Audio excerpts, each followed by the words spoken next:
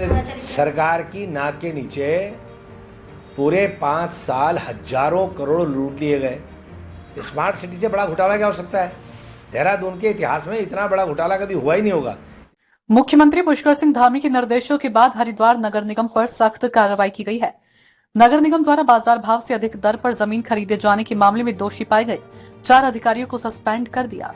ऐसे में अब जब कांग्रेस सरकार का दोहरा चरित्र होने की बात कह रही है, कांग्रेस का कहना है कि हरिद्वार पर तो कार्रवाई की गई, लेकिन देहरादून में हुए घोटाले पर आज तक कोई एक्शन नहीं लिया। कांग्रेस के प्रदेश उपाध्यक्ष सूर्यकांत धस्माना ने कहा कि सरकार की नाक के नीचे पूरे 5 साल हजारों करोड़ लूट लिए गए। देहरादून के इतिहास में स्मार्ट सिटी से बड़ा कोई घोटाला नहीं होगा। स्मार्ट सिटी का घोटाला सभी घोटालों का सरताज है। देहरादून का नगर निगम अखंड भ्रष्टाचार में डूबा हुआ है।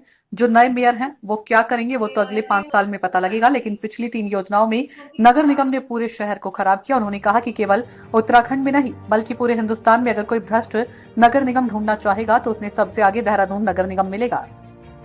सरकार की नाक के नीचे पूरे 5 साल हजारों करोड़ लूट लिए गए। स्मार्ट सिटी से बड़ा घोटाला क्या हो सकता है? देहरादून के इतिहास में इतना बड़ा घोटाला कभी हुआ ही नहीं होगा। स्मार्ट सिटी के नाम पर जो घोटाला हुआ है वो अपने आप में सारे घोटालों का सरताज है और वो सरकार की नाक के नीचे हुआ है।